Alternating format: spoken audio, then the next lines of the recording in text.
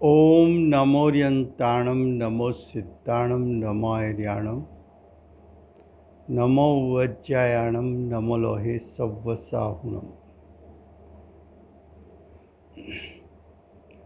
मंगलं भगवान् वीरो मंगलं गौतमो गणी मंगलं कुन्दकुन्दार्यो जैनधर्मोऽस्तु मंगलम्। ओंकार संयुक्तं नित्यं जायन्ति योगिनः कामदं मोक्षदं चैव ओंकाराय नमो नमः। अहो उपकार जिनवर्नो कुंदनो ध्वनि दिव्यनो जिन कुंद ध्वनि आप्या अहो आ गुरु कहाननो। तुझ ज्ञान ध्यान नो रंग अमया दर्श रहो ओ शिव पद तक तुझ संग माता हाथ। ये जैन सिद्धांत प्रश्नोत्तर माला है।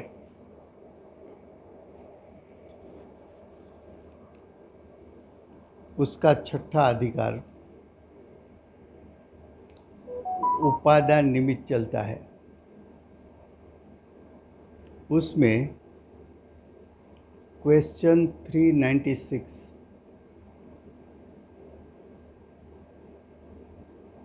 कर्म के उदय से जीव में सचमुच विकार भाव होता है, यह विधान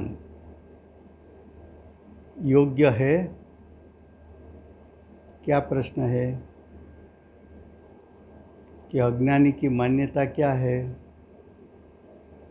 कि कर्म के उदय के कारण जीव की सत्ता में विकार यानी मोह राग द्वेष का भाव उत्पन्न होता है। तो ये अज्ञानी का अभिप्राय योग्य है कि नहीं है? उसका उत्तर योग्य नहीं है, क्योंकि जीव में होने वाले विकार भाव वह स्वयं जीव से होता है। ऐसा क्यों कहा? तो कि जीव की सत्ता में जो विकार हुआ वो कर्म के उदय के कारण हुआ कि जीव स्वभाव से च्युत हुआ इसलिए हुआ? तो कि जीव स्वभाव से च्युत हुआ इसलिए विकार हुआ है। अच्छा, जीव स्वभाव से च्युत हुआ वो स्वतंत्रपने हुआ कि किसी ने करवाया? तो कि स्वतंत्रपने हुआ है, किसी ने उसको च्युत नहीं करवाया। क्यों? कि जीव की दृष्टि और उपयोग उत्पन्न होने के साथ आत्म स्वभाव के महिमा बिना स्वभाव से च्युत होती है। तो जीव के भाव में ज्ञाय के प्रति महिमा नहीं थी, इसलिए जीव स्वभाव से च्युत होकर कर्म के उदय में जुड़ गया। तो जीव ने जो विकार भाव किया वो द्रव्य कर्म के उदय के कारण नहीं हुआ है, जीव की स्वतंत्र भूल के कारण हुआ है। अब देखो आगे कि जीव का विभाव होता है तब कर्म का उदय निमित्त है, कर्म ने कराया ऐसा नहीं।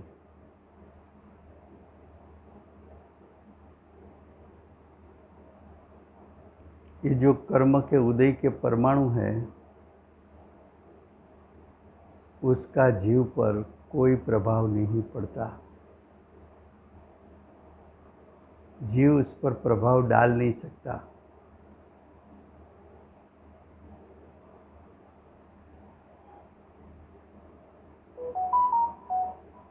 अब आगे ब्रैकेट में दिया है, उसी प्रकार जीव विकार का करता है तब उद्गल कार्मण वर्गणा स्वयं कर्मरूप परिणमित होती है। ऐसा निमित्त नैमित्तिक संबंध है। कर्म के उदय और जीव में विकार होना, वहाँ कर्ता कर्म संबंध है कि निमित्त नैमित्तिक संबंध है? तो कि वहाँ निमित्त नैमित्तिक संबंध है। कर्म का उदय कर्ता नहीं है और जीव का परिणाम वो कर्म के उदय का कर्म नहीं है। वहाँ निमित्त नैमित्तिक संबंध है, कर्ता कर्म संबंध नहीं है। उसी प्रकार जीव का विभाव वो निमित्त है और नया कर्म का बंध वो नैमित्तिक है। तो जीव का विकार और नया कर्म का बंध, उसके बीच में भी कर्ता कर्म संबंध नहीं है, निमित्त नैमित्तिक संबंध है।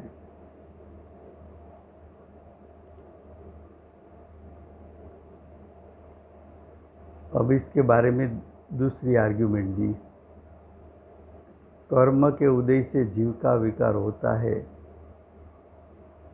ऐसी मान्यता भ्रम मूलक है, यानी मिथ्यात्व है।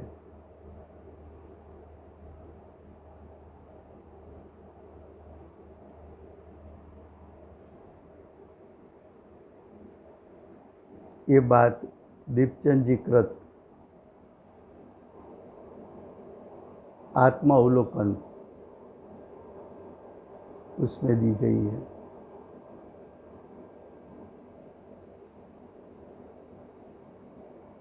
अब आगे कहा, हे मित्र, अन्य लोक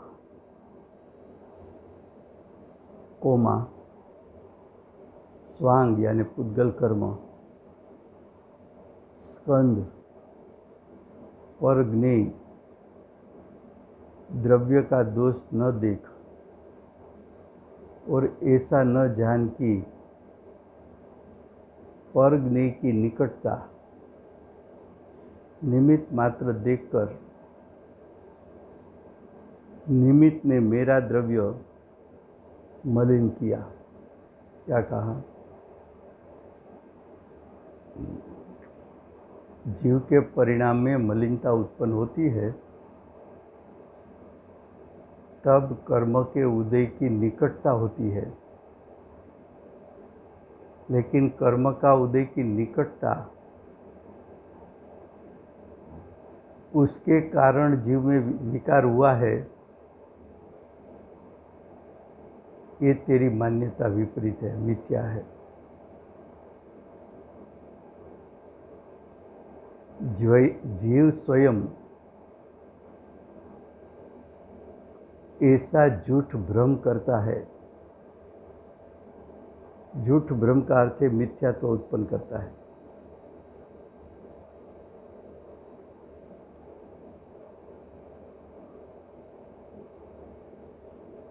लेकिन उन परज्ञेयों से कभी तेरा स्पर्श भी नहीं हुआ है। जो कर्म का उदय की निकटता है, लेकिन कर्म का द्रव्य क्षेत्र कालभाव भिन्न है। जीव के भी द्रव्य क्षेत्र कालभाव भिन्न है।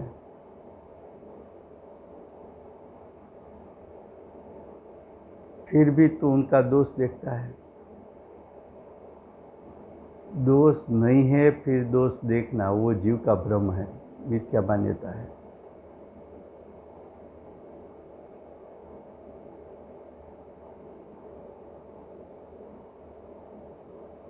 अब क्वेश्चन 397, जब कर्मों का तीव्र उदय हो तब पुरुषार्थ नहीं हो सकता। ऊपरी गुणस्थानों में भी जीव नीचे गिर जाता है, ऐसा कथन का क्या अर्थ है? देखो, प्रश्नकर्ता ने प्रश्न उस प्रकार से उठाया है कि उसकी मान्यता में है कि कर्म का तीव्र उदय आएगा, इसलिए जीव पुरुषार्थ कर नहीं सकता।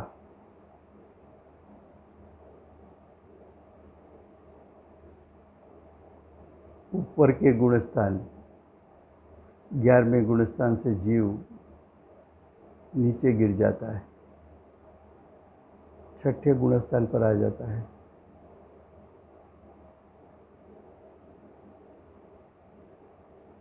तो वहाँ कर्म का तीव्र उदय है कि नहीं, और कर्म के उदय के कारण जीव गिर जाता है कि नहीं, ऐसा प्रश्न अज्ञानी शिष्य ने उठाया है। उसका उत्तर यह व्यवहारणी का कथन है। व्यवहारणी का कथन का अर्थ क्या? ये निमित्त का कथन है। कौन सा कथन है? कर्म के उदय के निमित्त से जीव का पुरुषार्थ नहीं हो सका, ये निमित्त का कथन है। तो एक निमित्त का कथन होता है, दूसरा उपादान का।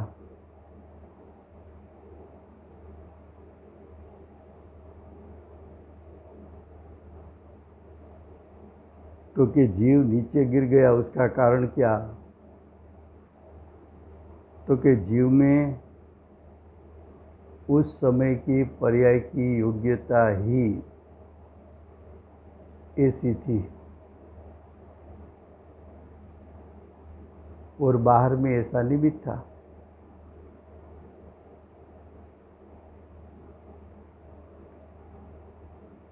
तो बाहर में निमित्त का ज्ञान कराना है और व्यवहार का भी ज्ञान कराना है, इसलिए ऐसा कथन किया जाता है। जीव का पुरुषार्थ कर्म के उदय के कारण नहीं हुआ कि जीव ने पुरुषार्थ नहीं किया, तो कि जीव ने पुरुषार्थ नहीं किया, वो सच्चा आंसर है।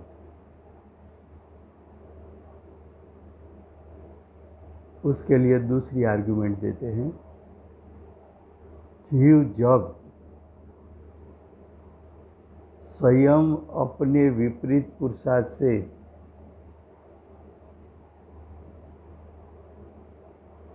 तीव्र दोष करता है, देखो जीव में दोष होने का कारण क्या?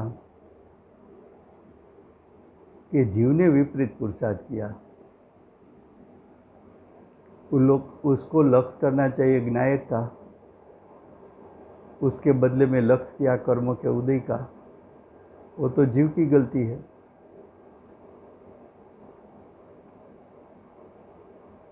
जीव जब स्वयं अपने विपरीत पुरुषार्थ से तीव्र दोष करता है, तभी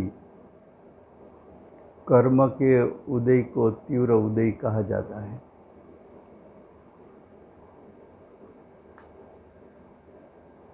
लेकिन यदि जीव यथार्थ पुरुषार्थ करे तो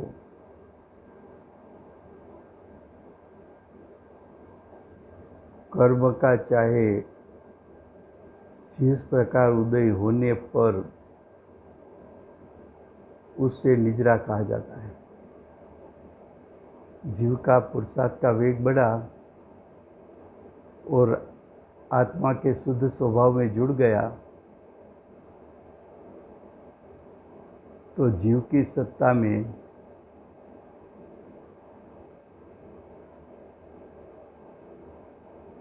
विकार उत्पन्न नहीं हुआ और कर्म भी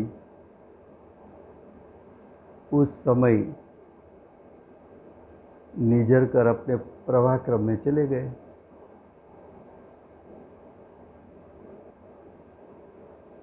जो देखो वेटेज कहाँ देना है, तो कि वेटेज देना है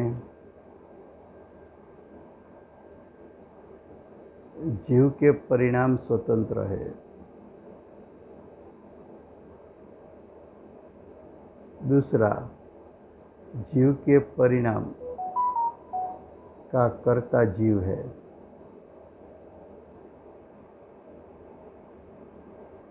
जीव विभाव करे तो भी कर्ता जीव, जीव शुद्ध परिणाम करे तो पण उसका कर्ता जीव।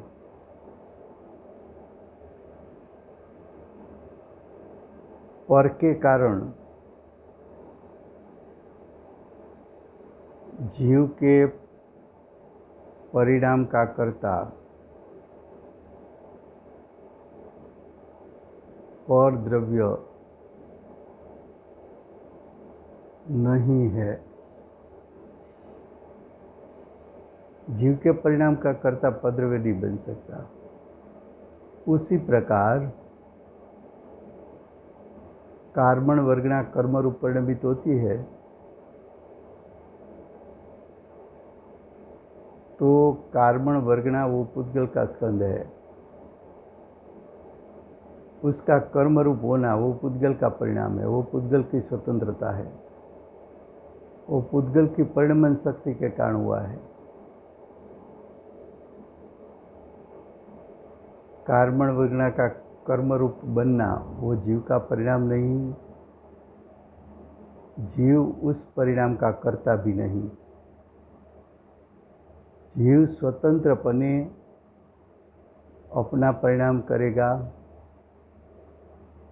कार्मण वर्गना स्वतंत्रपने उसका कर्म उसका परिणाम करेगा। अब तीसरी आर्ग्यूमेंट प्रवचन सार गाथा 45 की टीका में जयसान आचार्य कहते हैं कि द्रव्य मोह का उदय, द्रव्य मोह का अर्थ है द्रव्य कर्म।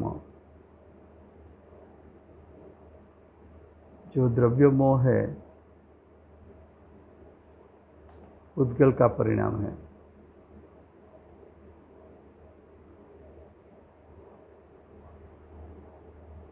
दर्शन मोहनीय कर्म, द्रव्य मोह का अर्थ है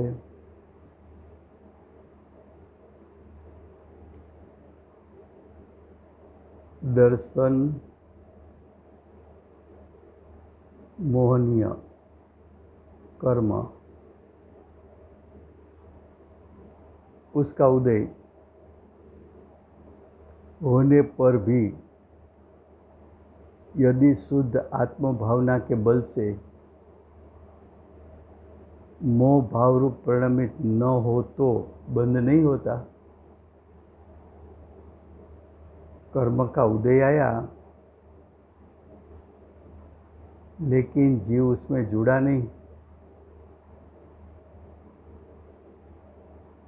देखो, किसी ने 2-4 लोगों के सामने क्रोध किया,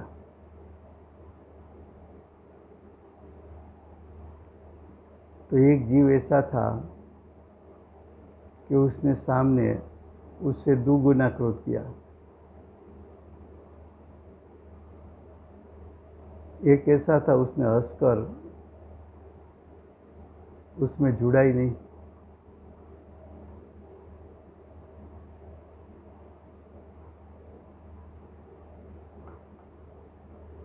तो देखो, जुड़ना न जुड़ना वो जीव का स्वयं पुरुषार्थ है, वही तो उसका पुरुषार्थ है। जुड़ेगा तो विपरीत पुरुषार्थ, नहीं जुड़ा आत्म स्वभाव के सन्मुख हो गया तो वो सम्यक पुरुषार्थ। तो मोहनीय कर्म का उदय होने पर यदि जीव शुद्ध आत्म भावना के बल से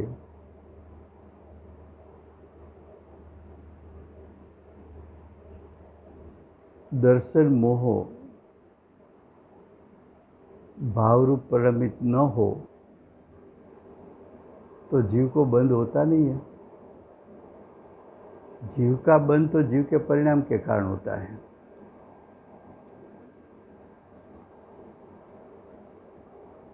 आगे, और कर्म के उदय मात्र से बंध होता नहीं। बंध तो कब होगा?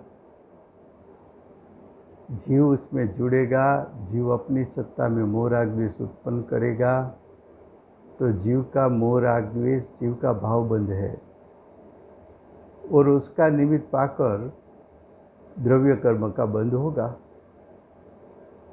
लेकिन जीव कर्म के उदय में जुड़ा नहीं, तो जीव की सत्ता में मोह राग द्वेष उत्पन्न हुआ नहीं। मोह राग द्वेष उत्पन्न नहीं हुआ, यानी जीव की सत्ता में भावबंध नहीं हुआ। भावबंध नहीं हुआ तो कार्मण वर्गणा को भावबंध का निमित्तपणा नहीं मिला, तो कार्मण वर्गणा भी द्रव्यबंध रूप परिणमित नहीं हुई।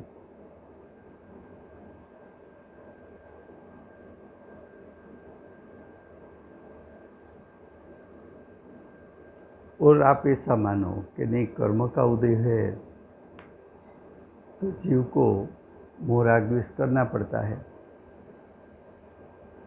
तो अज्ञानी को तो अनादि से कर्म का उदय चला आता है।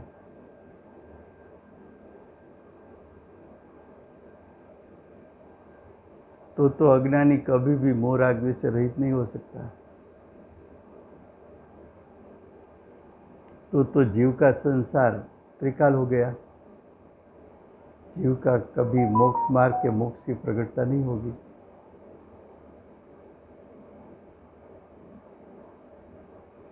अब चौथी दलील, चौथी आर्ग्यूमेंट, द्रव्य कर्म रूप प्रत्ययो। प्रत्ययो यानी आश्रवो, यानी द्रव्य कर्म का आना।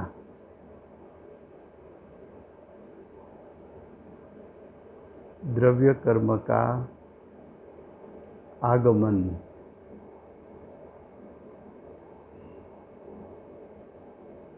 तो द्रव्य कर्म रूप कर्म का आगमन होने पर भी यदि जीव रागादि भाव न करे तो बंध होता नहीं है।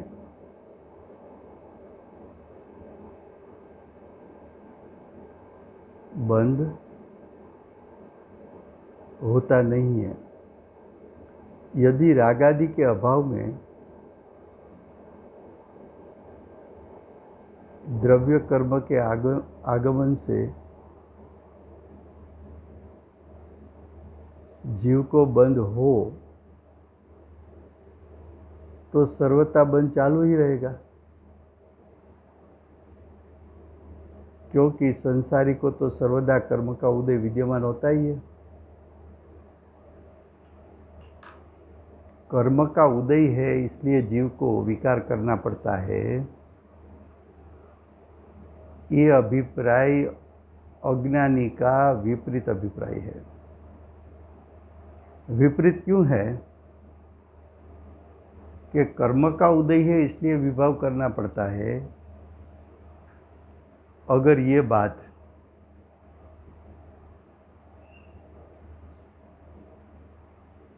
को आप सही मानोगे तो अज्ञानी का एक भी समय ऐसा नहीं है कि कर्म का उदय नहीं होगा, और कर्म के उदय से मोह राग द्वेष होता है तो अज्ञानी तो कभी भी मोह राग द्वेष बिना रहेगा नहीं, और मोह राग द्वेष होता रहेगा तो अज्ञानी कभी सम्यक दृष्टि सम्यक ज्ञानी नहीं बन सकता। उसको मोक्ष मार्ग प्रकट नहीं हो सकता, उसको मोक्ष प्रकट नहीं हो सकता। तो ये न्याय योग्य नहीं है। अब देखो क्वेश्चन 398।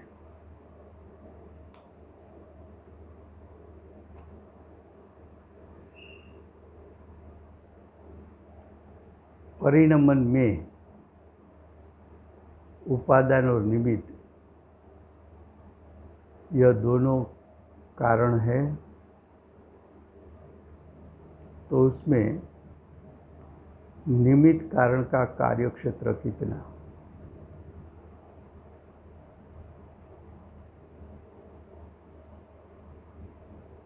क्या कहा कि किसी भी परिणाम हो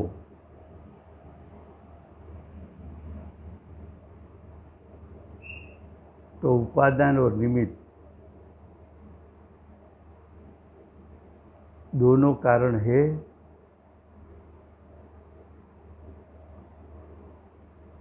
अगर आपका आंसर हाँ हो तो निमित्त कारण का कार्यक्षेत्र कितना?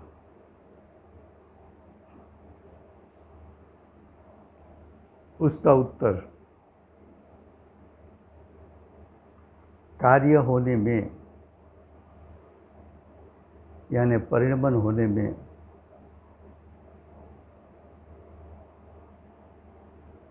फिर से कार्य होने से परिणमन होने से पूर्व किसी को निमित्त नहीं कहा जाता। जब तक उपादान में कार्य न हो तब तक किसी पर निमित्त का आरोप नहीं आ सकता।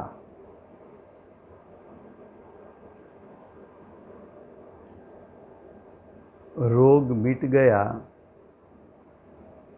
तो डॉक्टर निमित्त है ऐसा कहने में आएगा। डॉक्टर ने ऑपरेशन किया और पेशेंट बच गया तो आरोप आएगा कि डॉक्टर ने बचा लिया।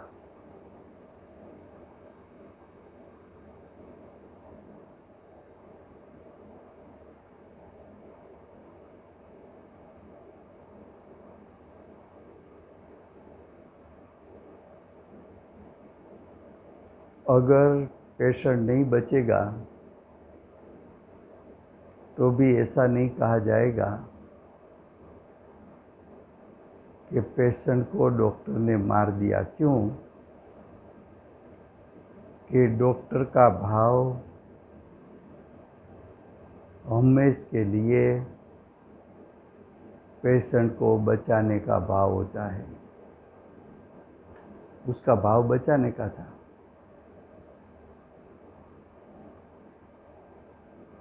मारने का भाव नहीं था, इसलिए वो निमित्त भी नहीं मारने में। लेकिन बच गया तो कहा जाएगा कि डॉक्टर उसमें निमित्त था।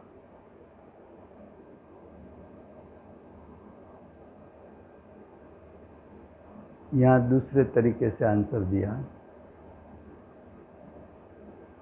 कि जब किसी द्रव्य में कार्य हो,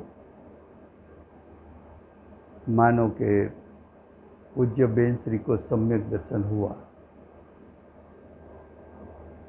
तो बेन श्री को सम्यक दर्शन हुआ तो गुरुदेव पर आरोप आएगा कि गुरुदेव उसमें निमित्त है।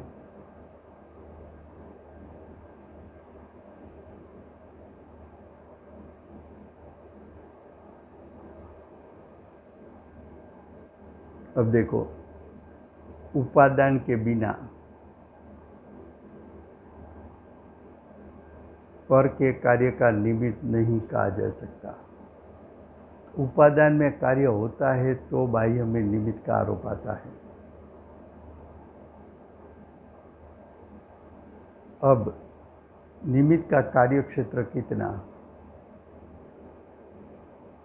तो निमित्त तो साक्षीभूत है। साक्षीभूत है उसका अर्थ क्या? निमित्त तो सिर्फ विद्यमान है, उसने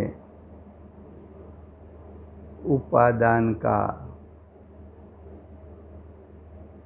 कार्य नहीं किया है। क्यों? तो कि उपादान का कार्य हुआ उसमें तो उपादान का द्रव्य व्यापा है। तो जहाँ व्याप्ति व्यापक भाव है वहाँ कर्ता कर्म होता है।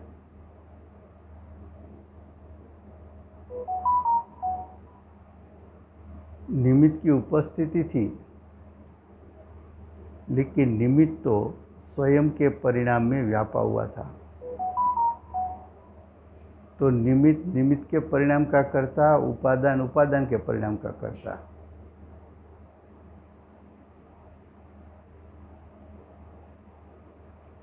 विश्व के कोई भी द्रव्य कभी भी परिणमन करे तो कम से कम एक निमित्त की उपस्थिति तो होती ही है। एक से अधिक भी निमित्त हो सकते हैं, ऐसी वस्तु व्यवस्था है। लेकिन निमित्त उपादान का कार्य कर सकता नहीं है, क्योंकि एक द्रव्य दूसरे द्रव्य का कार्य कर सकता नहीं है। तो निमित्त का कार्य क्षेत्र कितना? तो कि निमित्त सिर्फ विद्यमान रहेगा। देखो, समय सार का निमित्त पाकर गुरुदेव को सम्यक दर्शन हुआ।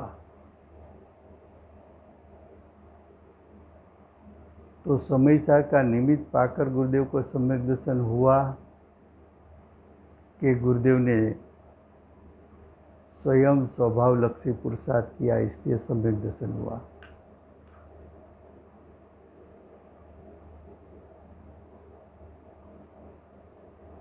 तो कि गुरुदेव ने स्वयं स्वभाव लक्षी पुरुषार्थ किया, इसलिए सम्यक दर्शन हुआ। तब समय सार को निमित्त कहने में आता है। निमित्त का कार्य क्षेत्र क्या? तो कि निमित्त तो पर वस्तु है।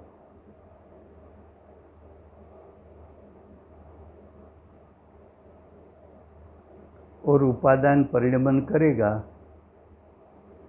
उसमें निमित्त की कोई आवश्यकता नहीं। निमित्त होता है, ये बात भी झूठी नहीं है। निमित्त होता है उसका मतलब ये नहीं कि निमित्त का प्रभाव से उपादान का परिणमन हुआ, निमित्त की हेल्प से उपादान का कार्य हुआ, निमित्त कर्ता बन के उपादान का कार्य किया, ऐसा कुछ है ही नहीं। निमित्त तो पर वस्तु है। उपादान को परिणमित होने में उसकी आवश्यकता होती है या नहीं, तो कि ये प्रश्न ही नहीं उठता। क्यों? जब निश्चय कारण है, निश्चय कारण यानी उपादान जब कारण है, जब उपादान स्वयं ही कार्य रूप परिणमित हुआ है, तो उसमें निमित्त की हेल्प की जरूरत नहीं।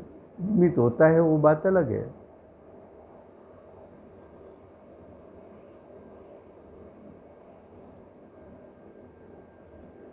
अब देखो प्रश्न 399।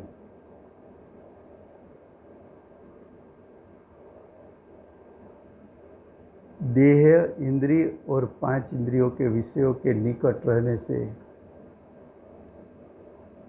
ही मनुष्य को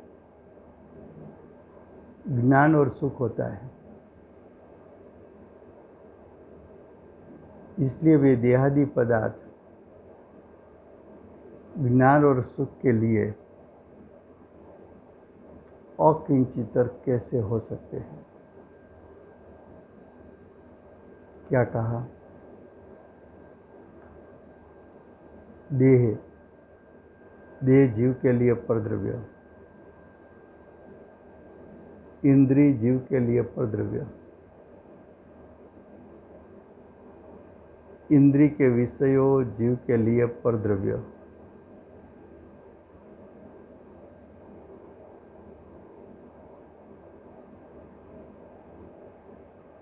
ये विषयों को निकट रहने से मनुष्य को ज्ञान और सुख होता है। देखो, ज्ञान और सुख वो तो जीव का परिणाम है। ज्ञान और सुख जीव का परिणाम। शरीर परद्रव्य पुद्गल का परिणाम, इंद्रिया परद्रव्य पुद्गल के परिणाम, इंद्रिय के विषयों वो जीव के लिए परद्रव्य, पुद्गल वो पुद्गल के परिणाम। तो परद्रव्य जीव से निकट रहे,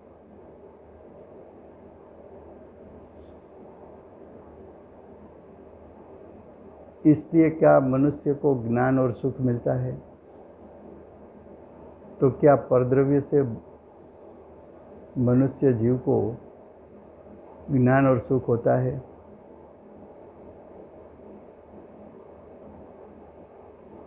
तो कि परद्रव्य तो जीव के परिणाम करने के लिए अकिंचित कर है।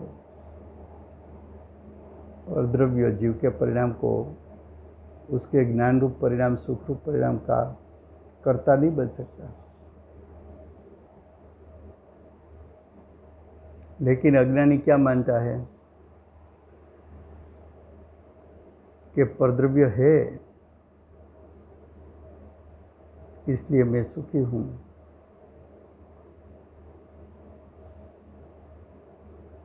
देखो उसका उत्तर, उपादान कारण के आश्रय से सामर्थ्य ही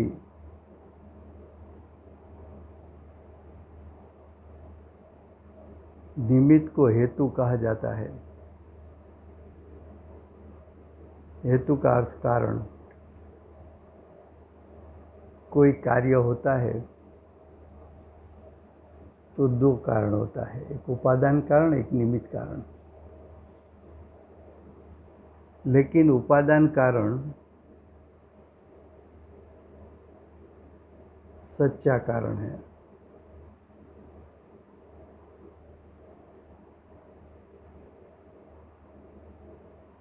निमित्त कारण, निमित्त कारण से उपादान का कार्य होता नहीं है।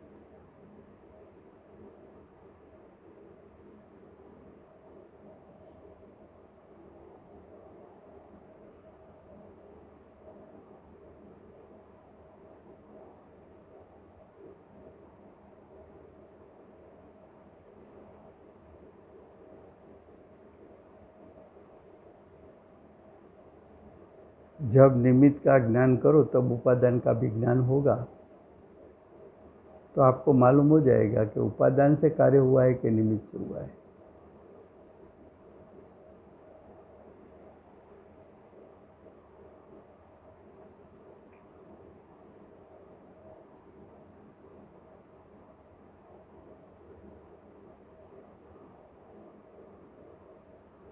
देखो, प्रवचन सार गाथा 67 का आधार लेके क्या बात बताई। बीच में दृष्टांत है, उसको छोड़ देते हैं कि जहाँ आत्मा स्वयं सुखरूप परिणमित होता है वहाँ विषय क्या करते हैं। देखो, विषय यानी 5 इंद्रिय के विषय। तो जो 5 इंद्रिय के विषय है वो पुद्गल है, उसमें सुख गुण नहीं है।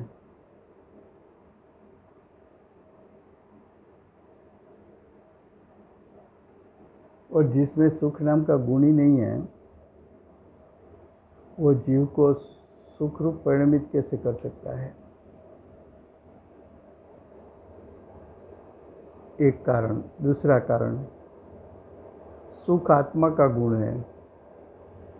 चाहे अतीन्द्रिय सुखरूप परिणमित हो या इंद्रिय सुखरूप परिणमित हो, वो तो आत्मा का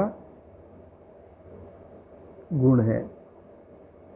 आत्मा का गुण है तो आत्मा की सत्ता में है। आत्मा की सत्ता में है तो आत्मा की सत्ता में उसका परिणमन होता है।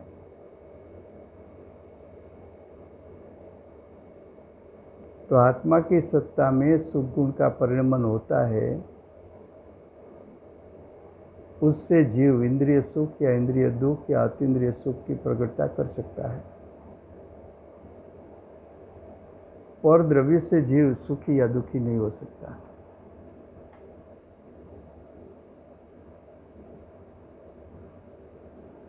तो यहाँ बताया कि अन्य द्रव्य से अन्य द्रव्य के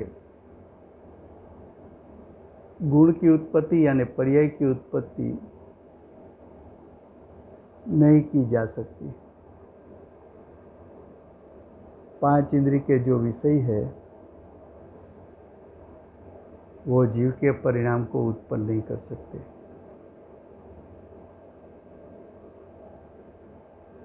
वो उत्पन्न नहीं कर सकते। तो देखो, यहाँ सभी जगह जो बताना है सिर्फ इतना बताना है कि कार्य उपादान से होता है, निमित्त से कार्य नहीं होता। दरेक कार्य प्रत्येक द्रव्य में प्रत्येक द्रव्य के कारण से होता है, पर द्रव्य के कारण नहीं होता। तो कार्य उपादान से होता है, निमित्त से नहीं होता, इतना सिद्ध करना है। समय हुआ है।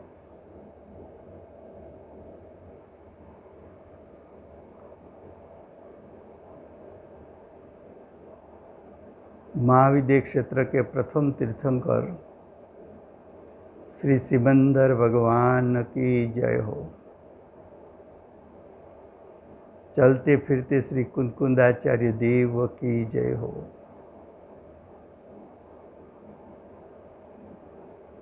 मोक्ष मार्ग के दाता परम कृपाणु श्री सद्गुरुदेव की जय हो। पूज्य गुरुदेव की महिमा दिखाने वाले प्रसन्न मूर्ति भगवती मात की जय हो। अष्ट जिनवाणी मात की जय हो। परम दिगंबर जैन धर्म की जय।